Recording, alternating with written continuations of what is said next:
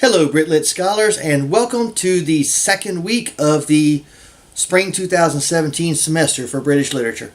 All right, so last week, all I had you do was basically a little bit of a history lesson. I really wanted you to understand what had gone on in Great Britain's past, because a lot of what we're going to do over the next couple of weeks, 2 to 3 weeks, and even beyond that to a certain extent, are going to harken back to earlier British history. So like next week when we do the French Revolution, you will see the Magna Carta mentioned, you will see the Declaration of Right mentioned, and you will see other historical moments such as the Interregnum mentioned. So while it may be understandable that you're thinking, well, this isn't really a history class, well, it kind of is, because literature and history kind of go hand in hand. So that historical element is important. And where it's important this week is that we are going to start with William Wordsworth and Samuel Taylor Coleridge. These are pretty much the fathers of the Romantic movement. What they are going against is something known as the Age of the Enlightenment, or as it's also known, the Age of Reason. What the Age of Enlightenment and Age of Reason people thought was that any problem could be solved if you thought hard enough about it, and if you used logical deduction or induction, depending on whether you are taking details and going to the major conclusion, or taking the major conclusion and working down to the details. Whichever way you're doing it, you can solve any problem, or you can work your way through any issue with logic. The Romantics are going to say, hey, wait a minute, let's not take emotion completely out of it. Let's not ignore our feelings and just become logical about every little thing. And so when Wordsworth writes the prelude to the lyrical ballads, it's helpful to know that the lyrical ballads were a volume of poems that Wordsworth and Coleridge published jointly. Although Wordsworth did do most of the writing, Coleridge did have some personal problems that caused him to not be as prolific a writer as Wordsworth. But they were best friends, and they lived in something known as the Lake District in England.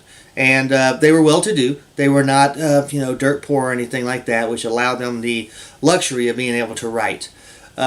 So they would take these long walks through the Lake District, and they would take in nature, and they would take in the sights of nature, and the sounds of nature, and even the smells of nature to a certain extent. And they would use that as inspiration to write their poems. And they were really good friends up until they had a falling out at some point, and then towards the end of Coleridge's life, they did kind of make up and become friends again.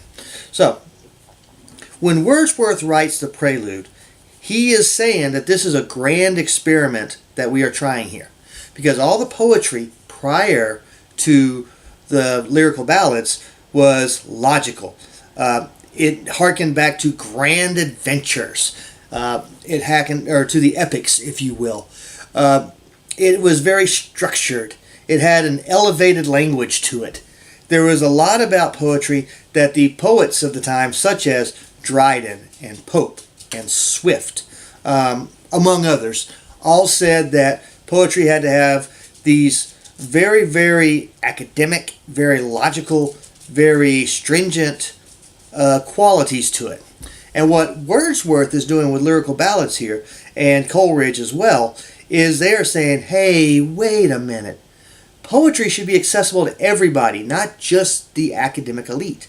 The poetry should be read by all people, and poets should speak to all of the problems. And poets should be inspired by nature, because God can be found in nature. It's not that the Age of Enlightenment totally was against God. There were some atheists, of course, but some of them thought that God worked in a logical fashion. And the poets have said, oh, no.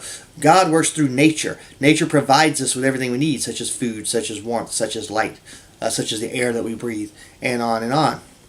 So, as you read these two sections from the prelude, now if you don't have the book yet, you'll notice that there's only 5 pages in our volume that actually we're going to read from. The prelude itself is much longer, it's like 30 or 40 pages. And there were many versions of the prelude. So I believe the one you're getting is the 1802 version, if I remember correctly. So,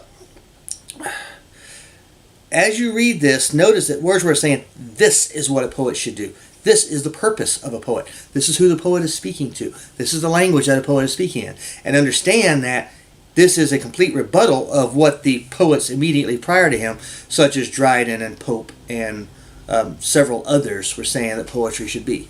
So, as you do your postings, and we're going to talk about that in a minute, note that the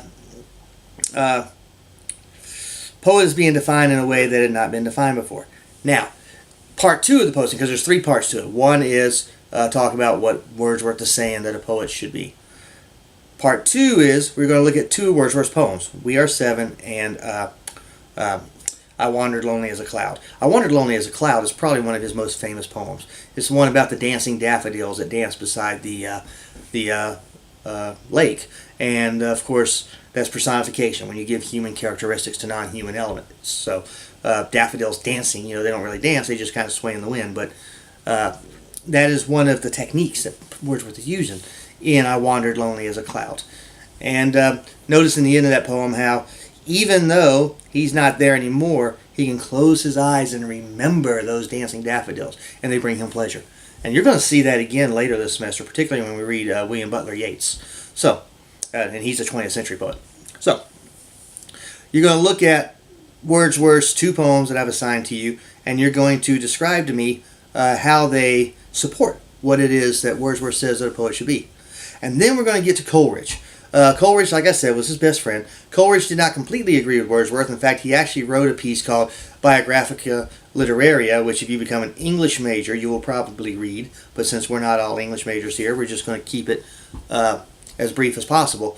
But you're going to read Rime of the Ancient Mariner, and this is a poem that many people have heard of. Not everybody's read it, but if you tell people, hey, I've read Rime of the Ancient Mariner, people are like, oh yeah, and they think that you're a great intellectual because they've heard of it. So you're going to be given the chance to read Rime of the Ancient Mariner. And when you do, notice the differences. Wordsworth said that poems should be grounded in reality. There is nothing realistic whatsoever about Rime of the Ancient Mariner by Samuel Taylor Coleridge. He's got ghost ships. He's got gods talking to each other.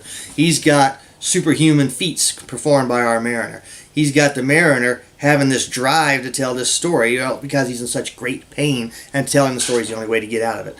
So there's going to be some differences there that are different from Wordsworth's poetry. And yet, it's still a very entertaining story. Wordsworth tells just quick little stories. Coleridge's poem lasts several pages, and it's not quite on the scale of an epic like some of the poets from the Enlightenment, or like some of the ancient poets like Homer or Dante or any of those poets, but it still is about a journey. It's about a quest, and it's about the mariner having to find out something about himself, and the ups and downs from that. The superstitions like the albatross around the neck. You'll see what I mean when you read it. So that's part 3 of the posting. So you've got a posting that you're going to answer 3 questions, 1 each per paragraph. That is, describe what a poet's supposed to be doing according to Wordsworth. Look at how Wordsworth's poetry falls in line with that. And then, of course, look at how Coleridge, even though Rime of the Ancient Mariner also appeared in lyrical ballads among other Coleridge poems, how his is different from Wordsworth. All right, so what does all of this mean? These are the instructions for the postings. You can find them in the assignments module in our class D12 page. And so it's the weekly discussion postings online class version, because my face-to-face class does it a little differently. So print this up or save it on a disk or whatever you have to do to read it. And I want you to read these instructions carefully, because the first couple of poems, far too often, people get low grades on these postings because they did not bother to open this, or if they did open it, they glanced at it and they did not read it carefully. So look at what my expectations are. It tells you right here that I'm going to grade you on the following criteria. 1 is the thoughtfulness of your answer. If you give me a couple of sentences, you're not going to get a very good grade. If you analyze a little bit, most of the time a couple of paragraphs should be enough, then that's it. Then that's going to get you a higher grade. And then notice I'm also going to grade you on surface errors. If you can't spell, if you can't write complete sentences, and you can't make your subjects and verbs agree or your pronouns and antecedents agree, if you keep using the word you in your poem when it's not a part of a quote, then or a posting when it's not a part of a direct quote, then you're going to find yourself not doing very well in these postings because of the grammatical mistakes. So if you somehow squeaked out of 1101, 1102, despite the fact that your papers are grammatical train wrecks, you're going to have to clean that up, because I will be grading on that as well.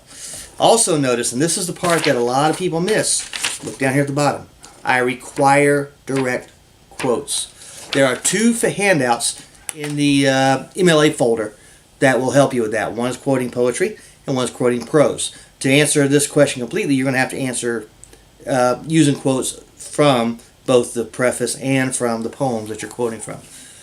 Open that up. You should have learned this stuff in English 1102, but just in case you've forgotten it, that handout is in there for your benefit to actually help you with the direct quotes. If you turn in a posting with no direct quotes in it, it's going to lose points. So remember, I require, I put it in all caps even, require direct quotes from your source material. You do not have to do research. You do not have to go on the internet and look anything up. In fact, I would highly discourage it, because a lot of times people plagiarize when they do that. And you know, plagiarism is not tolerated in my class.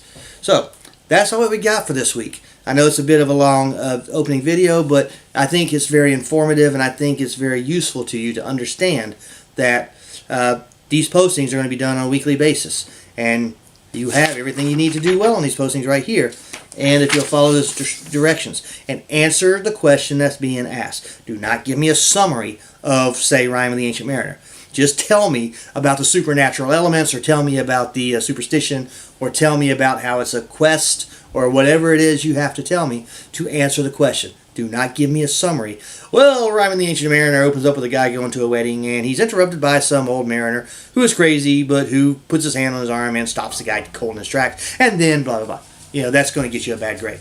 So, with all that in mind, let's have a good semester. Let's have good first postings. I look forward to reading your input into how you interpret this week's readings.